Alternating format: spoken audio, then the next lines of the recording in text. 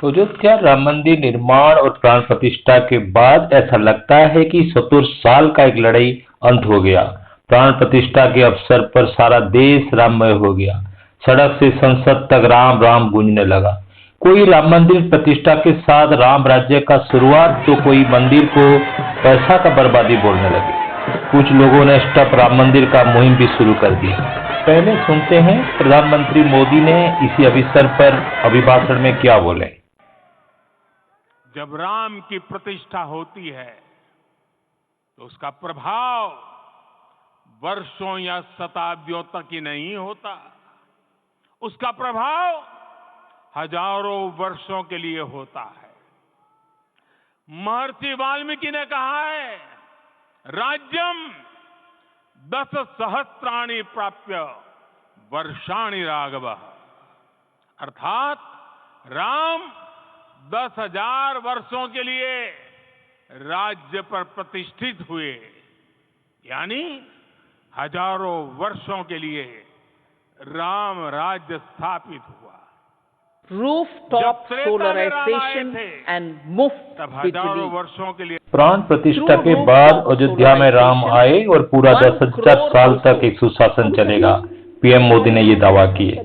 फिर अर्थ मंत्री सीतारामन ने बजट ने भी अयोध्या राम मंदिर का जिक्र किया। आम आदमी पार्टी अपने बजट को राम राज्य का परिकल्पना बोलने लगा और तेजस्वी यादव का एक बयान तो सारा देश में बवाल मचा दिया कि भूख लगेगा या बीमार पड़ोगे तो आप मंदिर जाओगे या अस्पताल जाओगे। कुछ लोगों ने भी स्टॉप राम मंदिर का एक मुहिम भी शुरू कर दी और ऐसे ही टीका टिप्पणी तो चलता रहता है। छोड़िए उसी को, अभी अब मुख्य मुद्दा पर आ जाएंगे। दोस्तों, मेरा नाम उमेश पुरोहित। मैं ऐसे तथ्य संबलित रिसर्च बेस्ड जानकारी के साथ कुछ वीडियो बनाता हूं। राम मंदिर का मुद्दा एक आस्था का विषय है, लेकिन उसी में जुड़ा हुआ कुछ सामाजिक और अर्थनैतिक पहलू को लेकर विकास आधारित कुछ संभावना को तलाश करते हुए आज मेरा मकसद है कि ये वीडियो बनाना। मंदिर निर्माण क्या सच में पैसा का बर्बादी है या कुछ लाभ भी मिलेगा? आइए जानेंगे सच। उसको समझने के लिए पहले राम मंदिर निर्माण का बजट को हम थोड़ा एनालिसिस करेंगे। टोटल कंस्ट्रक्शन जैसे कि materials, machine, transport, labour, administrative expenses सब मिला के मंदिर का बजट 1800 करोड़ का एस्टिमेट किया गया है। ये पैसा या फंडिंग कहां से आया है? दोस्तों, कोई सरकारी पैसा नहीं, कोई टैक्स पेयर का पैसा नहीं। इसके लिए चांदा यानी कि डोनेशन जुटाया गया है। श्री राम जन्मभूमि तीर्थ क्षेत्र ट्रस्ट के हिसाब से टोटल 3200 करोड़ का चंदा मिला है, जो कि बजट का करीब 2 गुना है। व्यवसायिक दृष्टिकोण से अभी हम देखेंगे तो ये उनके पास सरप्लस है और उसका आरओआई मतलब रिटर्न ऑफ इन्वेस्टमेंट जो है 80% है। आरओआई मतलब लागत के हिसाब से पैसा रिटर्न आना। प्राचीन वैदिक परंपरा नागरा स्टाइल से मंदिर बनाया गया है और उसी का लेजिटिमिटी को पूरा ध्यान दिया गया है। मंदिर में कोई आयरन, कोई स्टील इस्तेमाल नहीं किया गया क्योंकि उसमें जंग लग सकता है और मंदिर का नुकसान भी हो सकता है। एक इंटरेस्टिंग बात है कि इतना बड़े मंदिर में इतना छोटा सा रामलला का मूर्ति क्यों रखा गया? रामलला का मूर्ति 51 इंच और एक 5 साल का लड़का जैसा परिकल्पना किया गया है। दोस्त, उसी का लॉजिक है कि अपने जन्मभूमि में भगवान राम एक छोटा 5 साल का लड़का जैसे रहेंगे और ये क्यूट सा होंगे तो लोगों के साथ कनेक्ट भी बढ़ पाएगा। तो ये जो बना है उसको कृष्णशिला बोला जाता है और उसका साइंटिफिक पहलू भी है। जितना पानी और दूध उसमें पड़ेगा उतना ही उसमें चमक आएगा। तो ये निर्माण में सब तरह का ध्यान दिया गया है, जैसे कि मेंटेनेंस का जरूरत कम से कम हो। अयोध्या टूरिज्म डिपार्टमेंट के हिसाब से हर दिन अगर 50,000 से 1 लाख टूरिस्ट अयोध्या आएंगे और एक आदमी 2,000 से 2,500 रुपया भी खर्च करेगा तो पूरे 25,000 करोड़ का रेवेन्यू जनरेट हो सकता है। 2021 में करीब 3.25 लाख टूरिस्ट आए थे। 2022 में 2.39 करोड़ यानी कि 80% का बढ़ोतरी हुई। 2023 में 5.77 करोड़ विजिटर हुए। प्राण प्रतिष्ठा के बाद एक महीने में 50 लाख विजिटर्स आए। जन सैलाब को देखकर लोगों को अभी नहीं आने का भी सलाह दिया गया है। अयोध्या डेवलपमेंट अथॉरिटी के हिसाब से करीब 50,000 करोड़ का व्यापार अयोध्या में होने का उम्मीद है। इसीलिए यूपी गवर्नमेंट ने पूरा 85,000 करोड़ का एक मास्टर प्लान 2031 तक बनाया है और 1200 एकड़ का एक नया टाउनशिप का प्लान भी किया गया।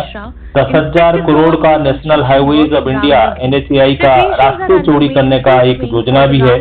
उसी बीच खबर आया कि रास्ते और मंदिर पेरीफेरी में करीब 1,000 लोगों का घर और मकान को भी तोड़वा दिया गया। कुछ लोग उचित मुआवजा नहीं मिलने का आरोप लगाते हैं, लेकिन अयोध्या डेवलपमेंट एजेंसी ने पूरा मुआवजा देने का दावा भी कर लिया। 1.5 किलोमीटर रेडियस में मांस और अल्कोहल बैन किया गया। 500 परिवार उसी में जो निर्भर थे उनका जीविका के ऊपर असर हुआ। ये फिर 15 किलोमीटर तक बढ़ाने का अभी आशंका है।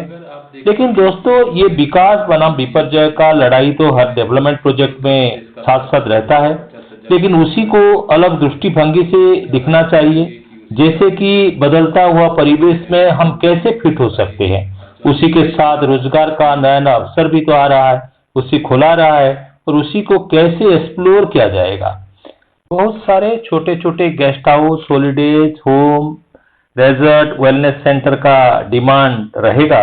उसी हिसाब से waiter, housekeeper, cook, chef, taxi, auto rickshaw का डिमांड भी बढ़ेगा और मैन पावर का बहुत सारे डिमांड लगेगा। ड्रिंकिंग वाटर बॉटल का काफी डिमांड देखते हुए बिस्लेरी जैसे अनेक कंपनी वाटर प्लांट का योजना भी शुरू कर दिए। बेसन लड्डू को भारत सरकार ने GI टैग का मान्यता दिया और इसी हिसाब से मिठाई व्यवसायी को बेनिफिट होने का भी उम्मीद है।